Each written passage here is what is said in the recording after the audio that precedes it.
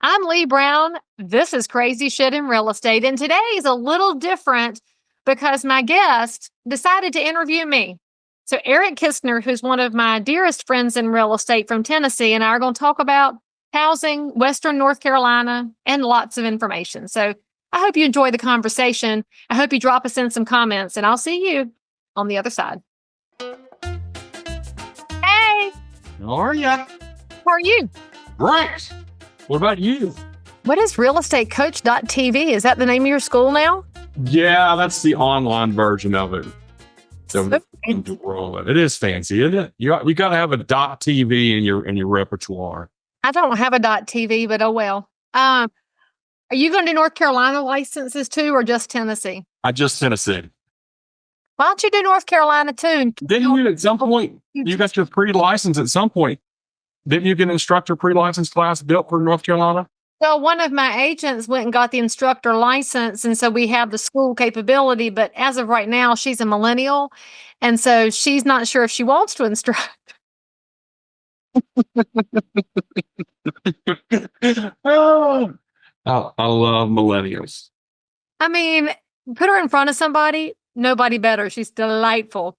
Getting her to get disciplined and on a pathway is, come here. I hear you. So you don't offer CE either in North Carolina. We need to figure that out. Well, I'd have to take the instructor class. The only class I can get CE for is my ethics class because my staff at North Carolina Realtors, Savannah, figured that out. She's a freaking genius, but I'm not authorized to teach anything else in my own state. But I can take it for Trek because Steve, what's his name? Old Steve Robinson got me set up before he left. Yeah, you're still licensed here. You're still good to go. Yeah, You're not going to renew them, and that's what I was just working on. They're requiring you to produce your high school or college diploma, even if you're renewing your instructor license. And I have no idea where mine is. I just ordered a transcript for $10. So don't you have it framed? Like I have my college diploma framed, and it's in the closet in the basement where it sits all the frame things that are. Well, if mine looked like Heather's and it's about 4 feet wide, it's the biggest diploma you've ever seen in your life, I probably would have it framed, but it's 8.5 by 11. So where did Heather go to school? she went to ETSU here, but she got her doctorate out in Arizona, AT Seal. It's an audiology. I didn't know she's a doctor. Yeah, she's a doctor of audiology. So does that mean I do your Christmas card wrong and it should be Eric and Dr. Heather Kistner? Very offensive. And some people say Dr. Heather and Eric. So it just depends on how far down the road you want to go. It probably depends on which side of the aisle they sit on. Yeah, it most likely does. So housing in Western North Carolina is the most bizarre space I've ever worked in, Eric. And I got to tell you, these temporary tractor sheds that my team and I have been providing, we thought was like the lowest of the options. And as it turns out, it's one of the higher options for all these unexpected reasons. But the camper thing, we just got to talk about that for a second, because after Hurricane Helene, the displaced people, there were a lot of organizations that started bringing in campers, which in my head sounded great because I'm down the road from Tom Johnson, which has the schwankety schwank $400,000 RVs. But the campers that have come in, there are some nice ones, but you have a lot of pop-ups and fifth wheels that have not been cared for. They have been sitting in parking lots for years and they're leaky, and the black mold, there's black mold in so many of these campers. And we're recording this on a Monday.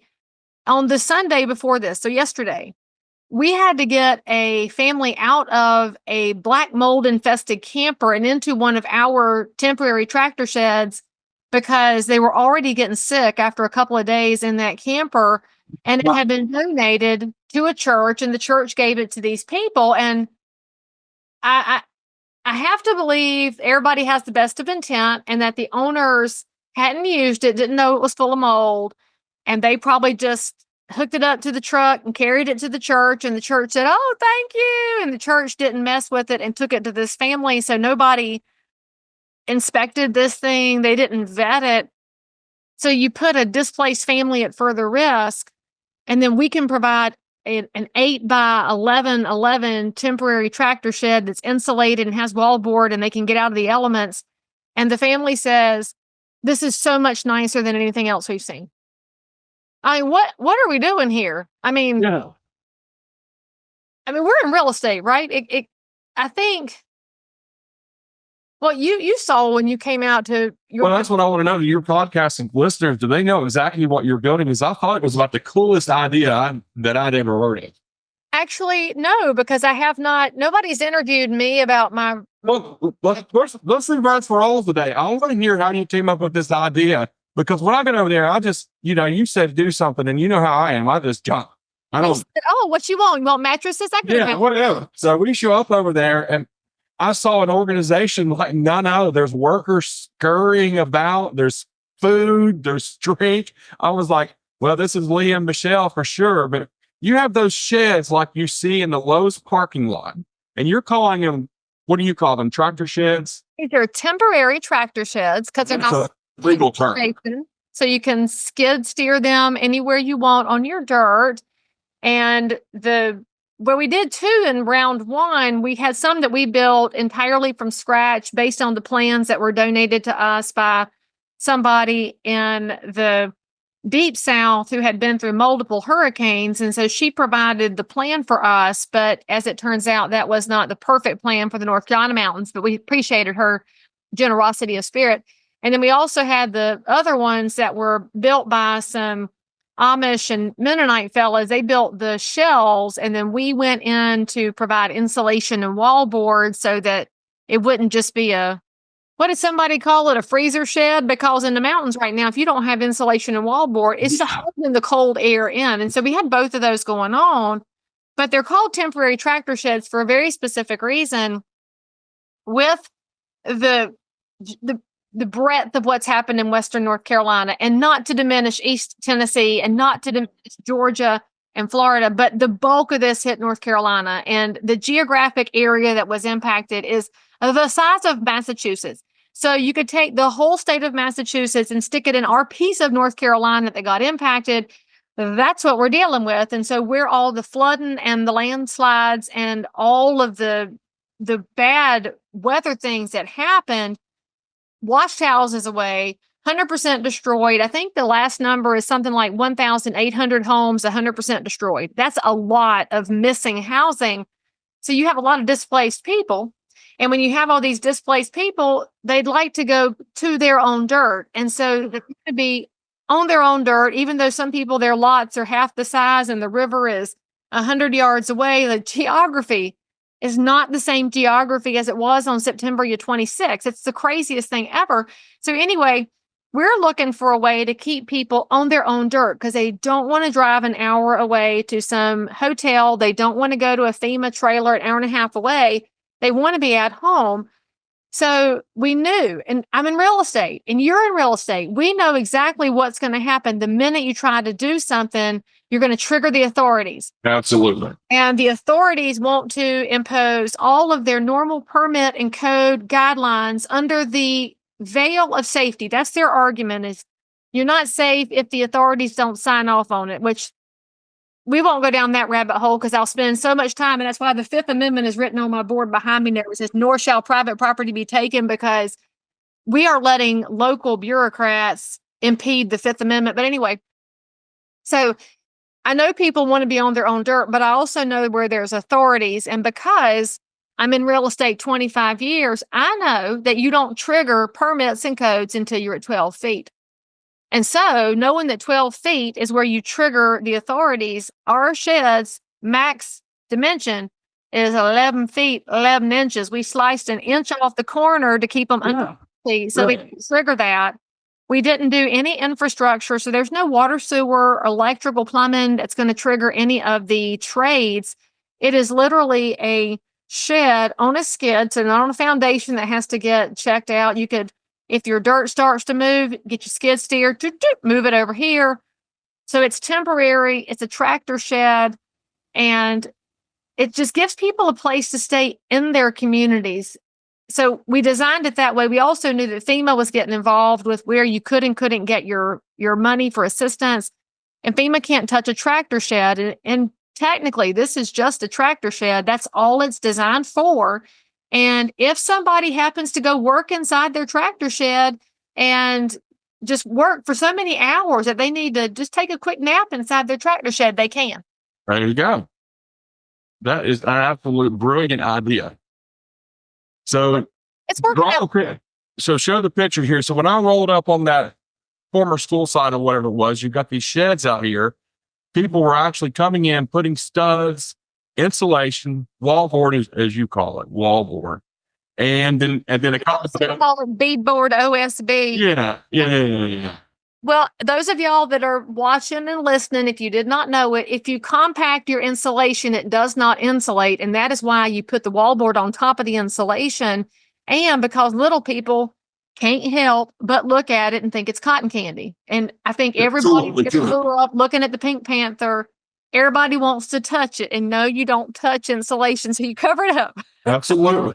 And so you put 2 beds in there, a refrigerator, a generator outside, certified propane heater with ventilation. And we've actually added more ventilation so that people won't be tempted to cover it up, because you've got to make sure these things can vent. But yeah, the generator.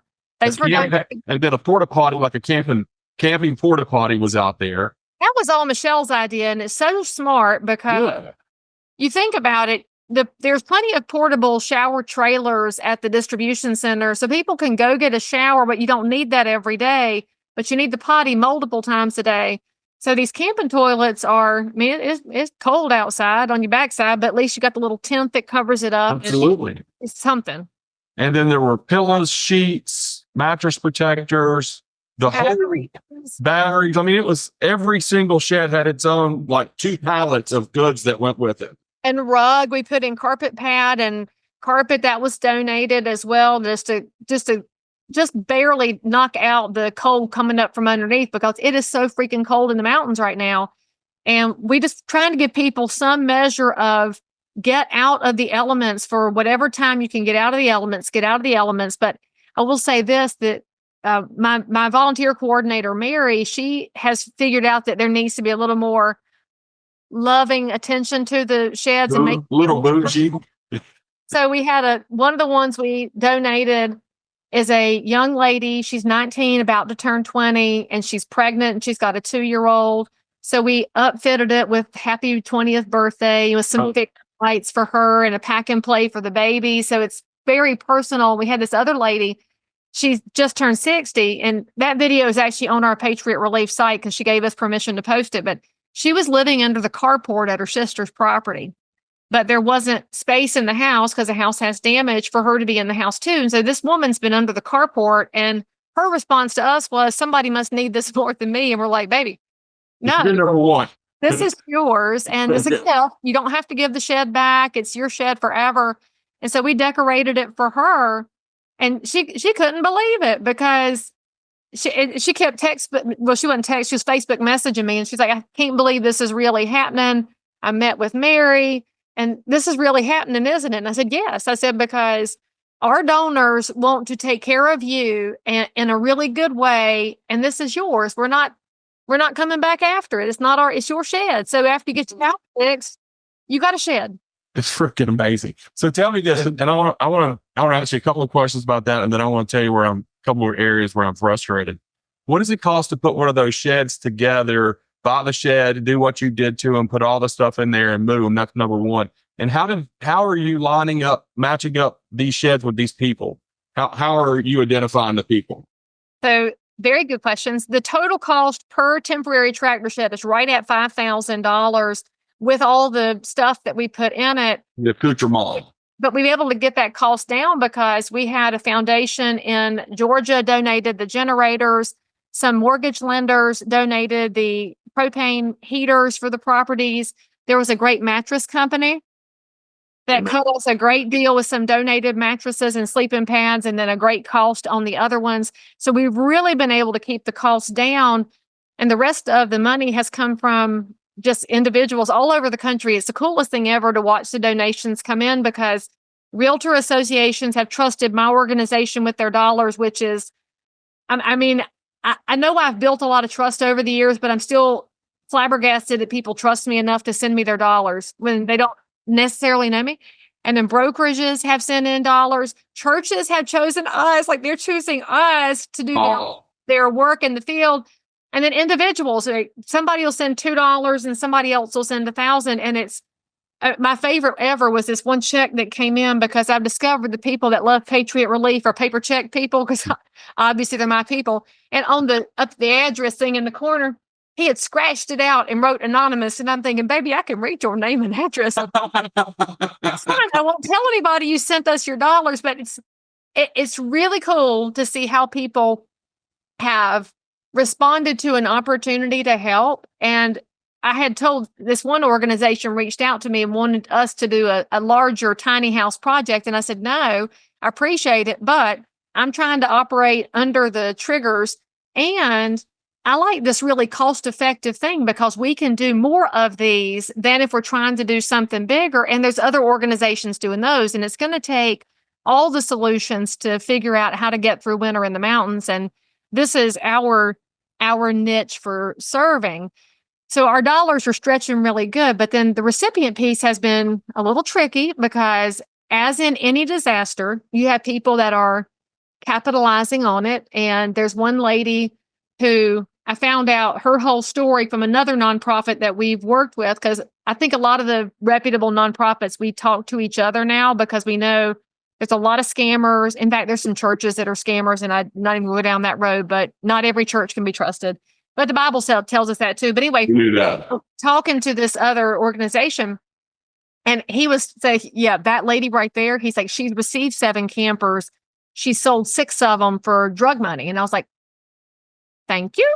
So we did not move any further with her because he knew her because he went to high school with her. So he knew the whole story. So that's also the realtor opportunity that we know what relationships are reliable and which ones are not. And I know that Patriot Relief has been built on my little network of realtors that I trust throughout the region. In fact, Star Franklin, who's been right by my side this whole time, she's from Burke County. So she's at the foothills area. Well, she's been in the middle of this the whole time, but she knows the players in some of these towns that I would never know. But she also knew some players in the next county over through her political outreach. And so it's all connecting the dots. Well, then when my volunteer coordinator crops up, so Mary's connection to me came from TikTok. She was following my account on TikTok, which, Lisa manages that because I don't like TikTok, but whatever. Lisa does a great job with it. She thinks it's hilarious. And Mary crops up. She shows up at the build site the same day you and Heather show up with the mattresses, comes over to hug my neck and acts like we've been friends our whole lives. Well, we basically have because we have so many connections. Well, she used to do volunteer org for a big ministry, so she knows how to drive the train. So she took over. So, all right, so the dots are wild. The generator people, they donated the generators right when I was getting my EIN as Patriot Relief. I was getting official. And they said, do you have this, and this for paperwork? And I said, no, and no. And can I have yours? Because I don't know what I'm doing. They said, sure. So they brought me their paperwork. Mary snatched it out of my hands.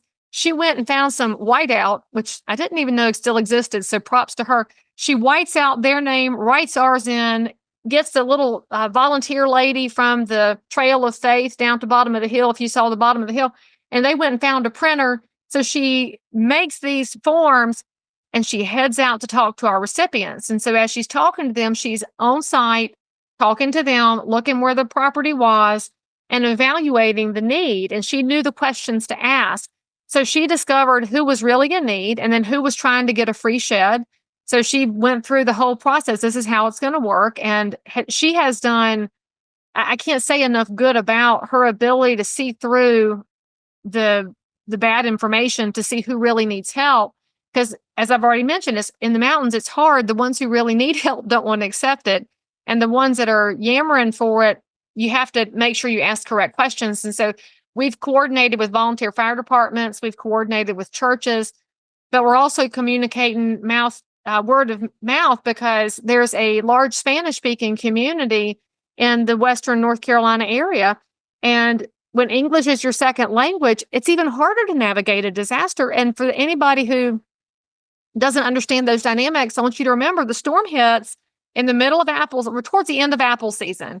So we have a lot of migrant workers with their agricultural visas. So these are legit working people trapped by the storm. Some of your Christmas tree workers were already here. Again, full visas, straight, honest, honorable people trapped by the storm. And then these trailer parks where they normally would have stayed washed away. And the farmers who were hiring them couldn't make accommodation. Well, how are they going to get home? Their cars are gone. Trucks are gone. The flood took out vehicles too, and that's not been talked about hardly at all. Well, Mary has earned trust in the Spanish-speaking community, and that's a huge currency that she holds. So as she's talking to families, they tell people, this is Patriot Relief. These are the ones you can trust because this is what they said they would do, and here's what they've done.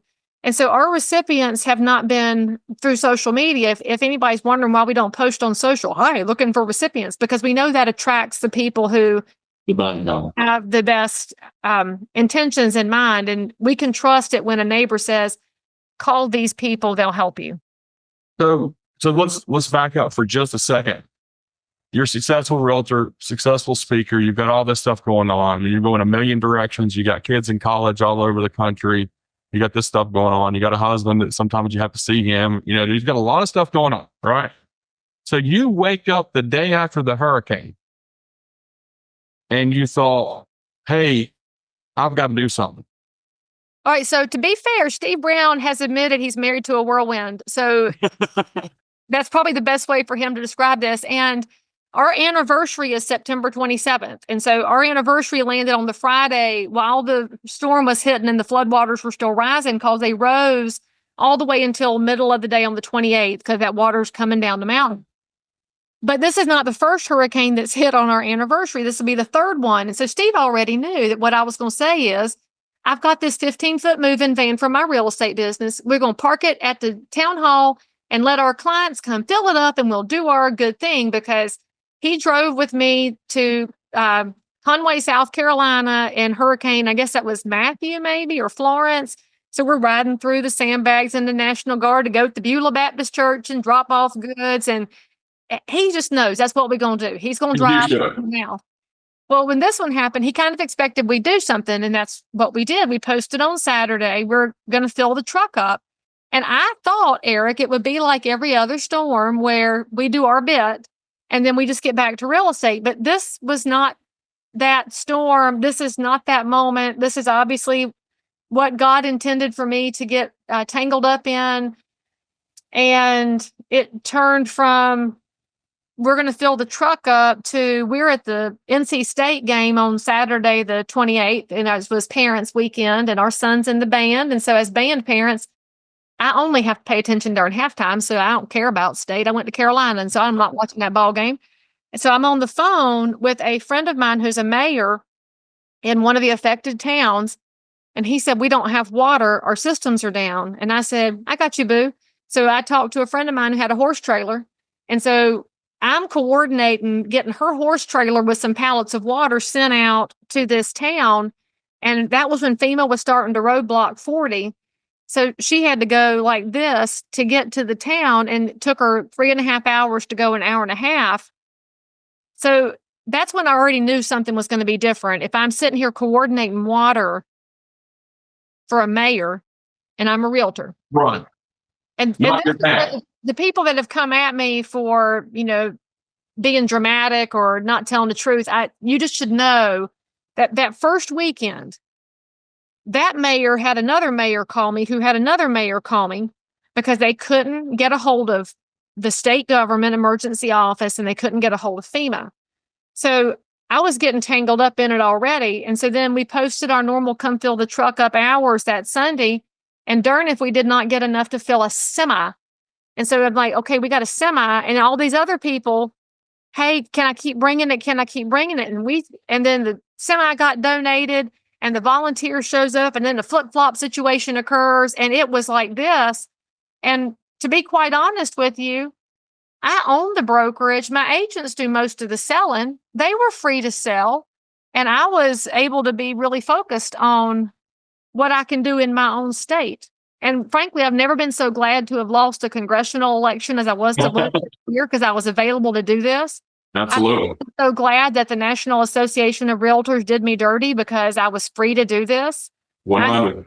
I have been protected to do this work by the amazing agents in my office and by being rejected by organizations that I wasn't supposed to be in. Amen to that. So if you're in real estate and you're listening to this podcast or watching it and thinking, man, I need some more Leigh Brown answers in my life. Well, guess what, friends? I have a new program that is launching right now called Answers.Real-Estate, where I will give you every bit of insight I have to help you grow your real estate business, help you better respond to consumers, to provide a more excellent real estate experience so that the next time you land on crazy shit in real estate, you'll have a better solution to whatever you ran into. Answers.Real-Estate. There are monthly plans available. You will love it. Get your coaching. Sign up with me today. So you took that and you started basically a 50, is it a 501c? 501c3. Yes, we're official because the people on the internet watched my videos and started sending me money. And I would reply to some of them, I'm like, thank you, but you don't know me. And they're like, we could tell, we can trust you. I'm like, how you don't know me? I'm a stranger on a video. You'll send them money. They could just tell that I was legit. And that's a burden. I'm not going to lie to you that I'm thinking, Yeah. I can show you the receipts. I know I'm legit, but you people are trusting a stranger. But they do trust a stranger, as it turns out, more than they trust the Red Cross or United Way or any of these organizations, which is a indictment of trust in our organizations. But anyway, so they start sending the money in, and I'm still thinking, Eric, it's going to die off. I'll do some supplies. We'll run this for a week, and it kept snowballing. And in fact, well, my buddy Jason Ward, he's running out of Silverados in Swannanoa. He's the one that helped me spot out the camper scammer. And what we said to the state legislator we met with last week was, we didn't mind doing this at first. It was okay for us, the citizens, to patch you in the first few days. You guys should have a oiled machine by now. It should not still be going on. And we didn't mind doing it. But I can't let go of it as long as I know there are people that are in need and they're not getting help. And I just can't. I can't stop. So you have good people on the internet who are sending you money. I have to start a nonprofit. You have bad people on the internet that seem like they're spreading misinformation.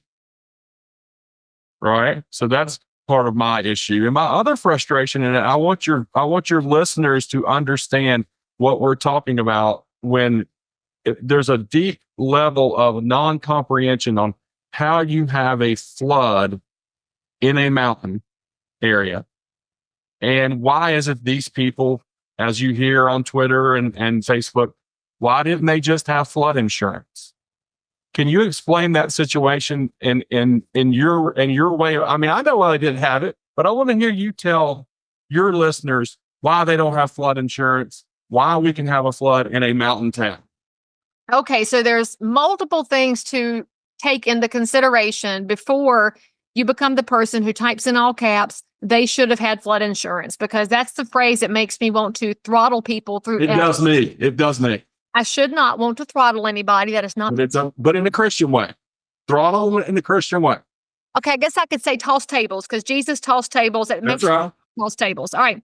First of all, it can flood anywhere. If it rains where you are, it can flood. So my real estate agent says, when I sell a house, I tell people you should check on the cost of flood insurance, whether you're in the zone or not, because it could flood. Hurricane Harvey that hit Houston, 80% of the impacted homeowners did not have flood insurance. That's something I tell people. However, if you're not in a flood zone, you're thinking to yourself, that's wasted money. And we're in an inflationary era anyway. When people are living paycheck to paycheck, they don't have an extra $800 for flood insurance when you're not in a flood zone, because where we were in these areas is in the mountains. Mountains don't tend to be flood zones because water tends to go downhill and follow gravity. So it wouldn't necessarily impact the houses except for the ones right along the rivers. And if you are thinking about flood insurance, when is it required? It's required by your mortgage company. And this is the other thing people don't grasp a lot. In the mountains, we have a lot of inherited real estate. And it could be the young couple that I met with, they were in a single wide trailer that they had inherited from Mamo, and it had been paid off for decades. That's right. So if you don't owe anything on it, nobody's making you have insurance. And when nobody makes you get homeowners and makes you get flood insurance, you're probably going to choose to put your dollars into, say, the gas for your car. And this young couple that I met with, they didn't have insurance. And so their house was gone because it sat up from the river, not in the flood zone. So there was nobody to make them carry it. And even if they had carried it where the flood zone was, it would still gotten them anyway. And so when you want to understand how ridiculous flood zones and FEMA are, my favorite example ever came from a CE class, a continuing education class that I took that was joint for real estate and insurance. And they were talking about flood zones. And the instructor walked across the stage and said, this is the AE zone. This is the X zone.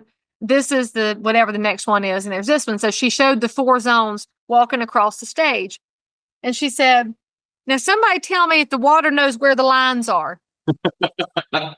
And it was the best example ever of how arbitrary these flood zones are. And more proof of that, as of last week, FEMA is trying to roll out the new flood zones in some of these counties, and they're raising the flood zone area by 2 feet. Well, the guy I was talking to who's being told now he cannot rebuild because he's in the non-rebuildable zone, he said the water was 8 feet high in my house. What the hell is 2 feet going to do?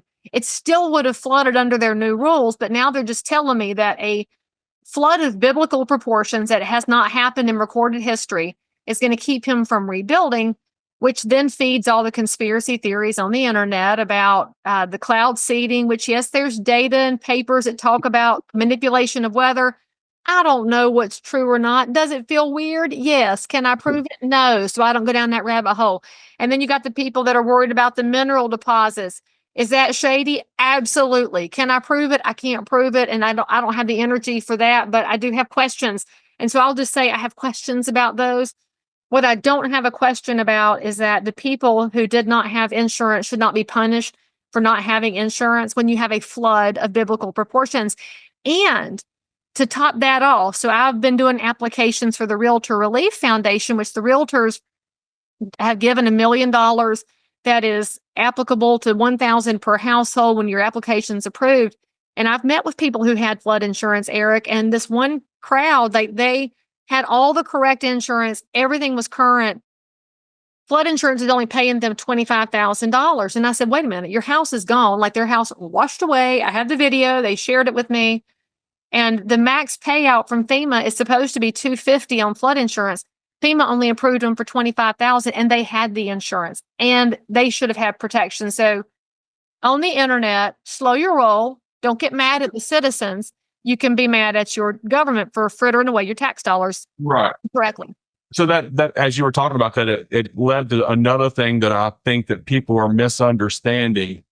You can have homeowners insurance and not be covered by a flood. Yeah, because you can't say the word flood. They won't cover it, but you can say that you had winds, but not high winds. And I did have a guy last week who told me that his insurance didn't cover him because the waters were moving. And I said, well, what? What do you mean? And so he shows me the email, and his claim was denied because the water was moving. And I said, what else is it supposed to do? He's like, I don't know, just like go straight up like it's in a jug. I said, maybe that's what they thought happens. Holy crap.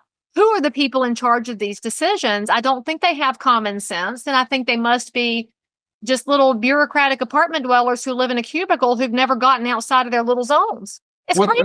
And that's why I'm so excited about what Elon Musk and Vivek are doing in the new Doge thing.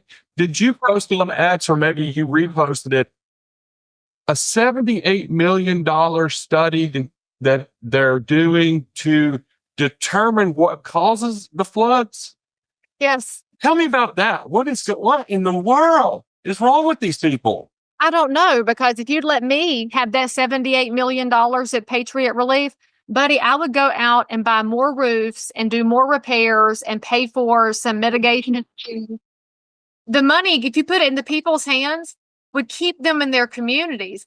Why are we spending it on studies? You and I know it's because their friend is in charge of the study. They're going to get to have all the grant money, not the people. Well, what can people that are listening to you today So now you've moved into this role of Patriot Relief. Let's get one more question and we'll go there. My next level of frustration when I see people on the internet, you have family members, you have friends, you have lots and lots of people, and I think you do this better than anybody I know. Why is it when we vote for a different person than they voted for, why is that affecting friendships? I don't know, because it makes my heart sad that everything has to be political partisanship now. I don't understand that.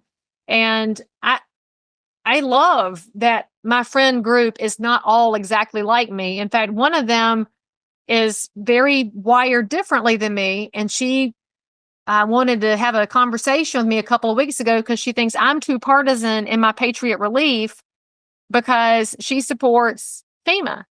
And I said, why are you supporting an agency? I'm there. I'm talking to people. I'm doing this work. And I didn't understand it. Like, it works. FEMA? Like, that's her thing? Like, she got a FEMA bumper sticker? Or what are you talking about? How did we get to this point where we don't say to each other, that part doesn't matter? And That doesn't do what you do. Like serving in the community, when we're talking to process these applications, when we're processing the sheds, when I got to grant 2 roofs last week. I'm getting those scheduled right now. I'm so excited. I had an angel investor come in who said I could pay for some roofs, wells, and septic tanks. And so I'm currently getting those organized. I'm so excited. And so I didn't ask any of them what their political beliefs are, because you know what? I don't care. I don't care how we need the privacy of the booth back. And the only way that happens is if we stop trying to make everything political. And for the people who say, but Leigh Brown, you're a partisan, you've run for office. Oh, I'm totally partisan and I have run for office, but I'm very black-pilled right now because I'm seeing showboating from both sides of the aisle, and I'm seeing dollars be grifted from both sides of the aisle, and I'm watching my neighbors suffer. So I'm a little black-pilled right now, to be honest. And I think we all should be, Eric. That's what we should be teaching all of us, is that if Elon and Vivek can expose the grift like Rand Paul does every year at Festivus. It's my favorite Rand Paul rant on X every year. Yeah. My friend Oilfield Rando, it's an anonymous account, but he's from Carolina. He's a great guy. He exposes what's in these bills, and he does it on the regular. As a regular worker, he just designed his own software to expose it. Until we, the people, say, you know what? This isn't R&D. This isn't FEMA versus non-FEMA. This is the people versus a group of elites. Until we address that, we ain't fixing this. 100%. If there is a place for anger right now, and that anger should be directed at Washington, D.C., and those 11 counties surrounding Washington, D.C. that are the most expensive counties in the United States of America. Now, if you think you have an issue with your government, look right there. Look at what it costs to live in those 11 counties that surrounds DC. There is something that has to happen, and that's where the anger has to be placed. All right, so tell us, what's the next step for Patriot Relief? What's the next phase of the tractor sheds? And how can others that are listening, how can we all help you? And because you don't want to get 1,000, 10,000 bottles of water and not have any of generators. So how are you separating that all out? How are you making that happen? We have enough water until the apocalypse happens. So we're good on water. We're probably good on diapers and formula until the apocalypse. I'm just going to lay that out there. We're so grateful to the outpouring. Please don't send us anything else made out of fabric. We don't need blankets and coats and used clothing. One of the volunteer fire departments where I have done some base work to talk to Realtor Relief recipients just gave 4 semi-tractor loads of used clothing to a recycler because there's nowhere to store them. And I love the donors. I love your heart. I love your calling to do things like blankets and coats, but there's nowhere to put it. These areas in the mountains are very spread out, and the churches that serve them are teeny-tiny little churches. They don't have storage. They don't have a big family life center and a storage building. And a lot of the storage facilities were devastated. There's nowhere to put it. Please don't send us fabric items. What people can do is if you donate to Patriot Relief, we are providing temporary tractor sheds. We are now moving into providing flooring if somebody wants to get their bathroom put back together. We are providing HVAC work. This person whose heat is out, I'm getting the HVAC company out there today. We are helping neighbor by neighbor. When it comes to supplies, I did have some wonderful realtor friends in Arkansas who asked me what to put on their truck before they sent it, Eric. And I said, oh, good. I want drywall and I want LVP and I want the LVP glue. And my contact said, well, I'm used to the click-in stuff. I'm like, that's fine. Send me the click-in, send me the glue, whatever. But they stacked that truck with what we needed because there is a huge agency factor we should remember is that not everybody wants to hire a contractor, especially self-sufficient people in the mountains, but they'd love to have some building goods and get their house going again. So that's what we're doing from a supply standpoint because it evolves. And we know that as we get the housing crisis somewhat manageable, we can move more into some of these repairs, and we'll partner with Kingdom Overflow Ministries, which is another great place to donate. We'll be partnering with the Baptist Coalition. The Baptist men are doing disaster work. So we're going to partner with other organizations, and we'll try and fill the gaps that they can't fill because there's a space for the people who own a property but don't have the financial capability to take care of their repairs, but they're not bad enough off to trigger some of the other orgs, and they don't have the insurance money. So the two people that got a roof this past week, one of them has been out of work since August, and it's just her.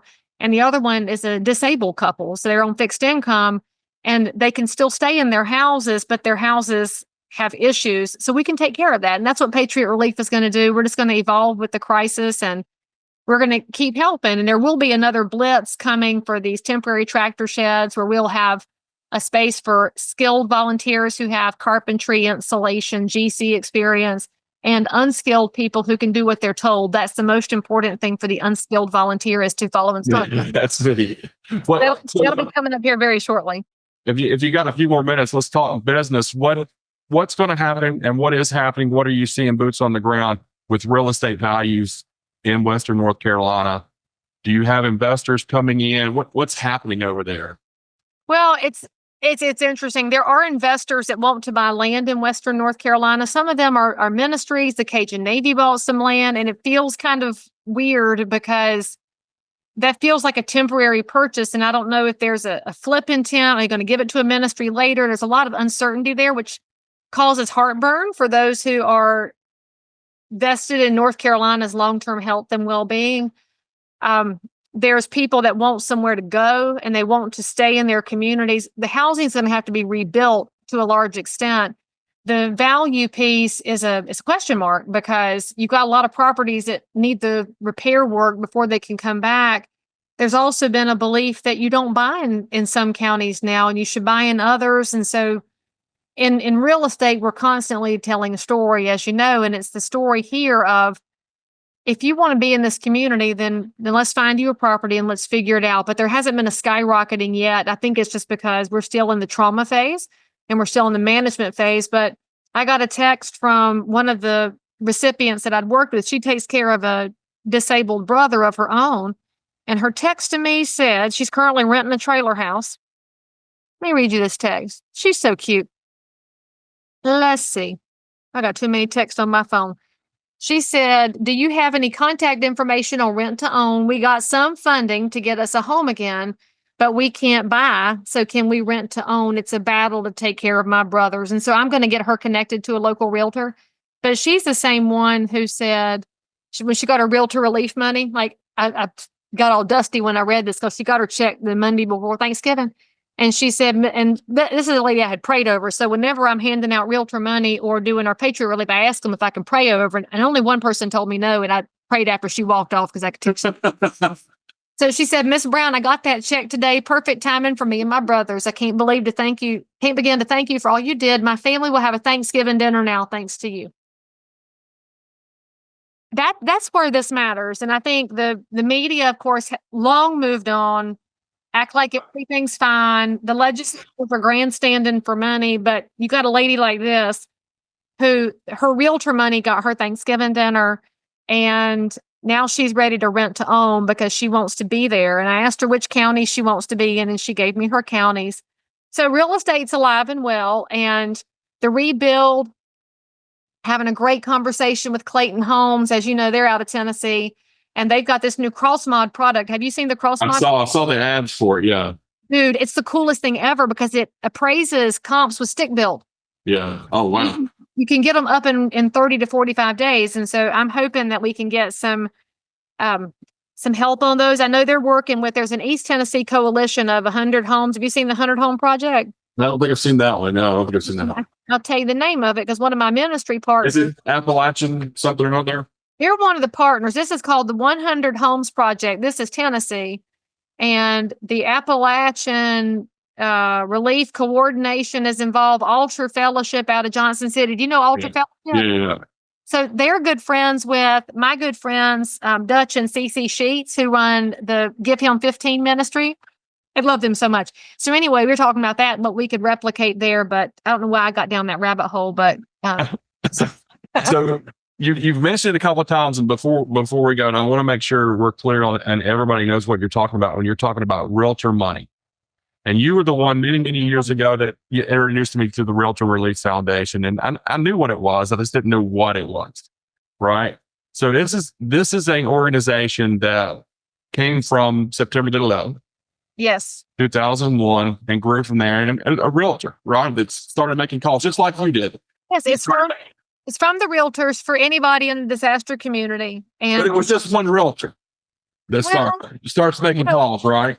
I think it was a bunch of realtors because when 9/11 happened, the realtor reaction to anything, and you see it after Hurricane Helene, is, well, what can we do? Right. How do I pitch in? Which is why my little network starts off with a bunch of realtors and then regular people join in. We're very fast to the table. And that's how the Realtor Relief Foundation happened was after 9/11, people couldn't go home to their apartments in New York and the rent was still due and the mortgages were still due and the realtors pitched in to help. And since then we've handed out, I think, $42 million in the 23 years of its work. And the realtor dues that we pay as members of the National Association, that pays the overhead. So what he does, it goes straight through. Because we're both business people, and that's what attracts me to this.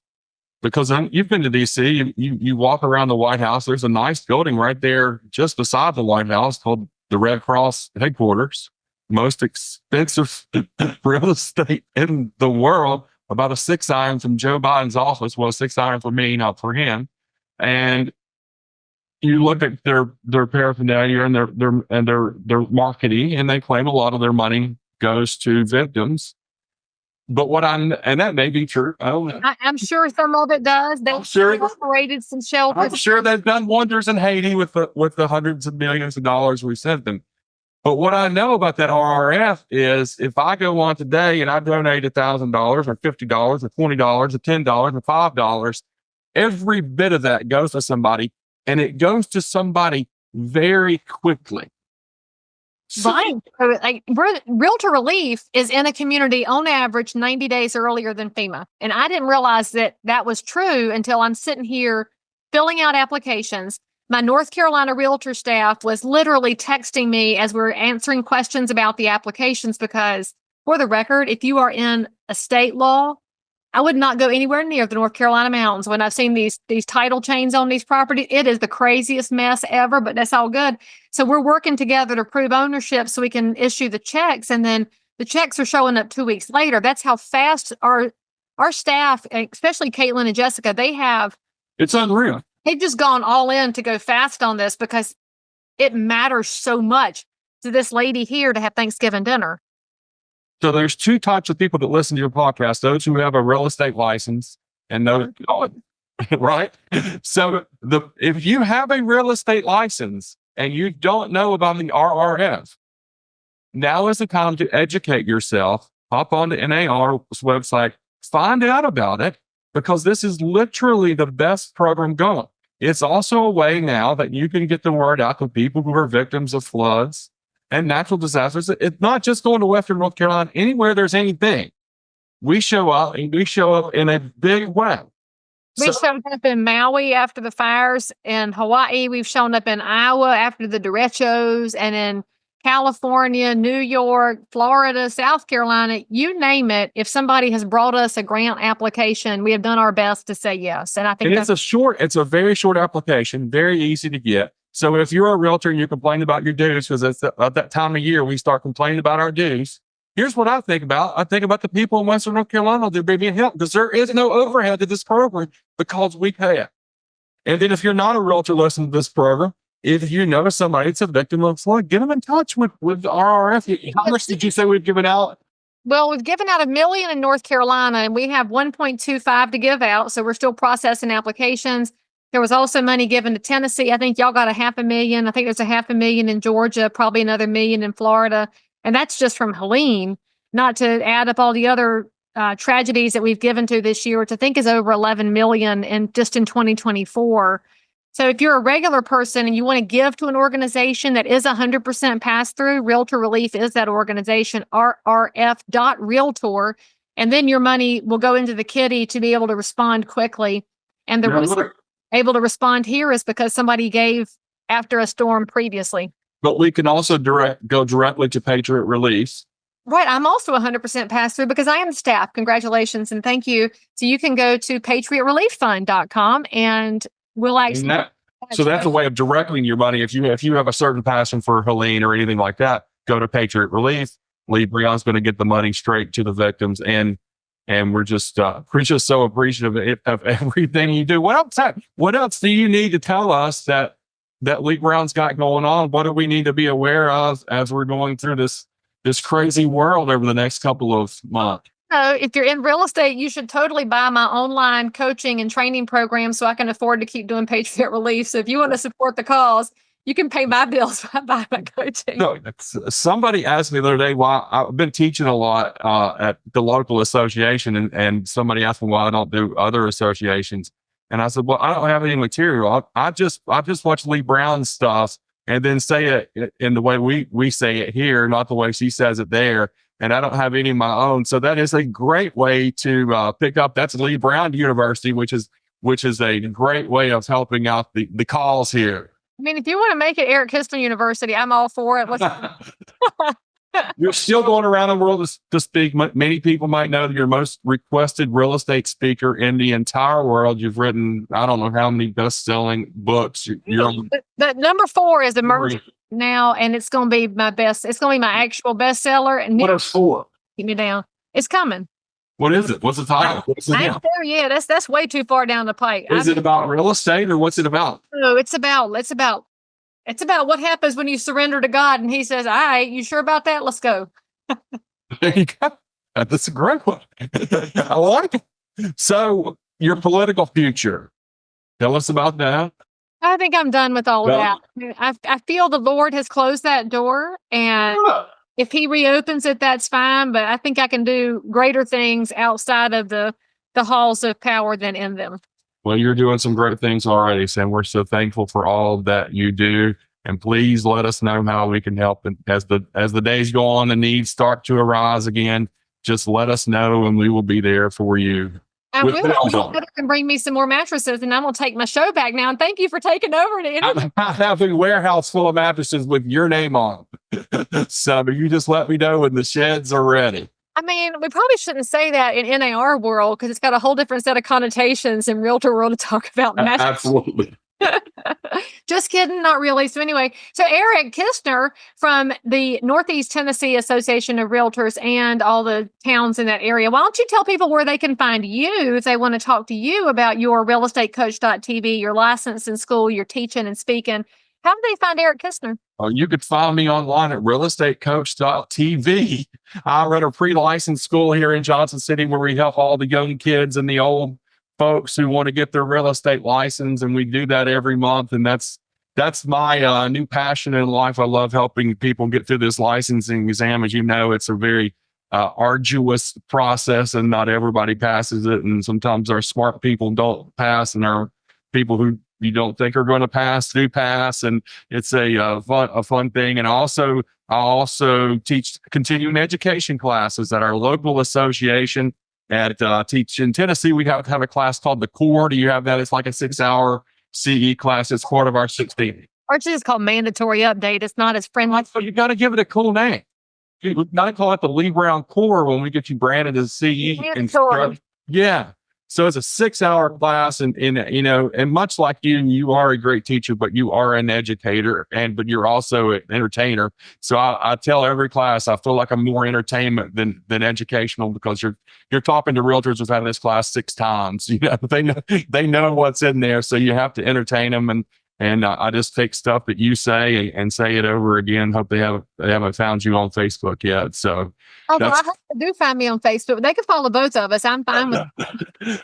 And then I have a mattress business that I've ran for about 30 years, and I'm mostly passionate about golf. I hadn't played in about 15 years. So I started playing golf again this year, and I've put a sim into my office. So I play golf when I'm not talking about real estate and doing podcasts for Leigh Brown. And then golf has been a great big part of my life. The only reason I got to go to college was because I could hit a golf ball a little. Yeah, I had a 2.1 grade point average there at Virginia High School in Bristol. And I just remembered that today as I'm finding my transcripts for an application. And then I graduated college with a 2.1. So I was very consistent. But I also never did homework. So I feel like to be able to get through a prestigious university like King University without, in some cases, even buying the book, I think that a 2.1 is a pretty good grade point average. And I don't know that anybody's ever asked me what my GPA was. Nobody's asked me none since I got out of school. But well, I'm sure you tell everybody every time we get on Zoom, you say that I'm a nerd, but I'm at the person in the back of the room making fun of the nerds like you at the front of the room, asking all the questions to the instructor. That's you. That's not me. I'm back here throwing spitballs at you crazy people. My hand is in the air. I'm asking. I'm like, the more questions you ask, the longer we're going to be in here today, ladies. So we've got to go. So that was me in college. So yeah, so it's a great time if you are in Upper East Tennessee, or if you need continuing education throughout the state of Tennessee. I'll be glad to help you. We're rolling out a lot of CE this year. So that's on the top of my mind. Well, thank you so much for making an appearance over here on the podcast. And we'll have to have you back again to talk about the next tractor sheds and whatever else we decide to do for our neighbors. 100%. It was a lot of fun. We'll do it again. All right, friends, if you think Eric should interview me some more, say something in the comments, whatever questions you want him to ask me next time. Hit the bell to subscribe, leave us a nice review, and most importantly, come back and visit, and we'll see you over here on Crazy Shit in Real Estate. By the way, friends, don't miss my brand new coaching program at answers.realestate, where you can have access to Leigh Brown, submit your questions, have them answered, meet like-minded professionals, have an entire library to help you build your business no matter what happens in the market. Get signed up today. I promise you'll be glad you did. So if you found value in this episode, please like and subscribe to this channel, turn on the bell, and catch another amazing episode by clicking above. Crazy Shit in Real Estate is also available on all of your normal podcast apps. So if that's where you like to hang out, go find me, click subscribe, and most importantly, leave me a review that says you think I'm awesome, my guests are awesome, or this content is just exactly what you were looking for. And then, by the way, if there's something you need, you want to learn about something, you can comment below anytime. You can also send me a direct message if you need to remain anonymous. No judgment. But anyway, I'll only judge if you forget to subscribe and click. I'll see you next time.